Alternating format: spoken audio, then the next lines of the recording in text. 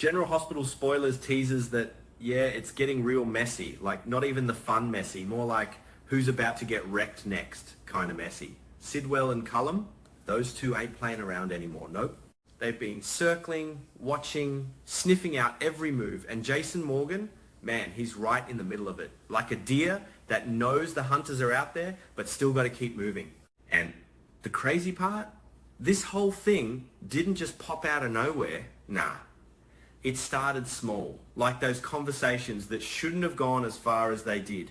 Britt Westbourne, she didn't exactly plan to blow up anybody's secrets, but things slip, you know, words get said, truths leak out sideways. And Jason, being Jason, he listened. He connected dots. Bad move. Or maybe inevitable. Because Sidwell and Cullum, they got ears everywhere. Like, everywhere. You think you're talking private? Nope. Someone's always catching pieces. And once they realized Jason knew too much, not a little too much, but way too much, it flipped a switch. Suddenly, it ain't about control anymore. It's about elimination. Straight up. They want Jason gone. And Jason, he ain't stupid. Dude's been in this game too long. He can feel it closing in, that pressure, that quiet before the hit kind of vibe. So yeah, disappearing, not just an option, it's the only option.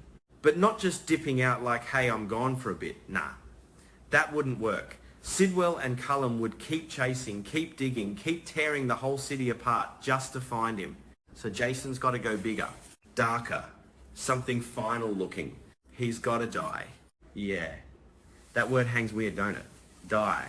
But not really, not for real. More like vanish so completely that even the people closest to him buy it, even Britt. And that's where it gets all kinds of twisted. Because Britt, she's already tangled up in this mess without even realizing how deep it goes. She trusted Jason, maybe more than she should have. Maybe not enough who even knows anymore. But Jason deciding to fake his death and not tell her, that's cold.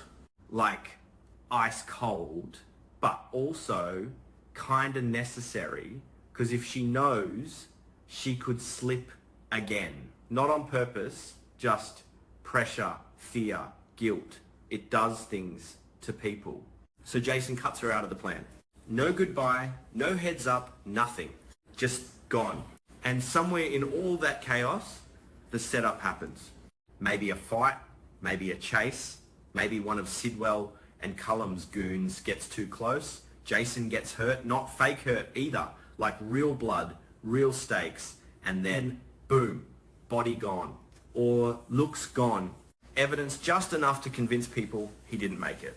And guess who's standing way too close to that whole situation? Yeah? Britt. Man, she don't even see it coming. Not fully. 1 minute, she's trying to make sense of everything Jason told her. Next minute, whispers start, little comments, side eyes. People talking like, wasn't Britt the last one who knew something? Didn't she have access? All that subtle, shady talk that grows teeth real fast. And Sidwell and Cullum, they lean into it hard. They don't even got to push that much. Just nudge the narrative, let it breathe. Britt knew secrets. Jason found out through her. Things went south right after. See how easy that builds? Yeah. Before long, it ain't speculation anymore. It's blame. Full-on blame. And Britt, she's scrambling, trying to explain, trying to piece together what even happened, but she don't have the full picture. She thinks Jason's dead, really dead. And somehow, some way, it ties back to her. That kind of weight? Nah, that don't sit light. And just when you think it couldn't get worse, oh, it does. It definitely does.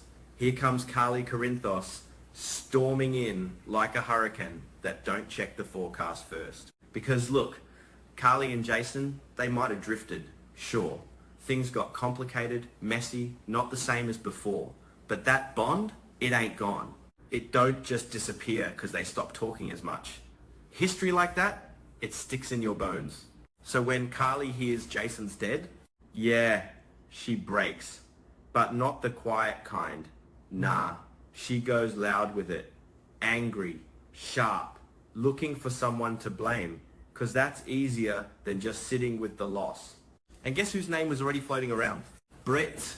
See where this is going? Yeah, not good. Carly, don't even hesitate that much. Maybe a second, maybe a flicker of doubt, but then it's gone. Replaced with that fire she always gets when someone she loves gets hurt. And in her mind, Britt's the reason. So now Britt's got Sidwell and Cullum setting her up from the shadows, and Carly coming at her from the front, full force, double hit. And Sidwell and Cullum, they're probably sitting back somewhere, real chill, barely lifting a finger, because why would they? Carly's doing the job for them. Tearing Britt down, piece by piece, reputation shredded, trust gone, allies disappearing. It's almost too easy. Britt tries to fight back. Of course she does. She ain't weak. But this ain't a fair fight.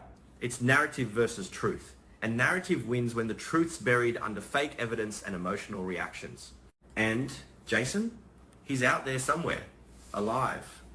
Breathing. Hiding. But he can't come back. Not yet. Because if he does, if he shows up too early, the whole plan falls apart. Sidwell and Cullum realize they got played, and next time, they won't make the same mistake. Next time they make sure he stays dead. So Jason waits, and while he waits, Britt suffers. Carly spirals deeper into this revenge mindset, thinking she's doing right by Jason, thinking she's honoring him. But really, she's just another piece on Sidwell and Cullum's board. And time passes. Not fast either. Slow, dragging, heavy. Weeks, months, maybe. Poor Charles starts adjusting to life without Jason, which feels wrong, like something missing, but nobody can fix it. Britt's name stays dirty, no matter what she says. Carly, she doubles down. Because admitting she might be wrong, yeah, that's not easy for her.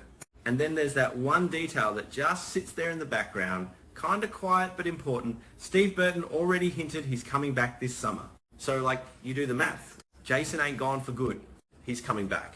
And when he does, oh man, it's going to hit hard. Because everything that got built on that lie, the blame, the anger, the broken trust, it all comes crashing down at once. Jason walks in alive, and suddenly Britt ain't the villain anymore. She's the victim.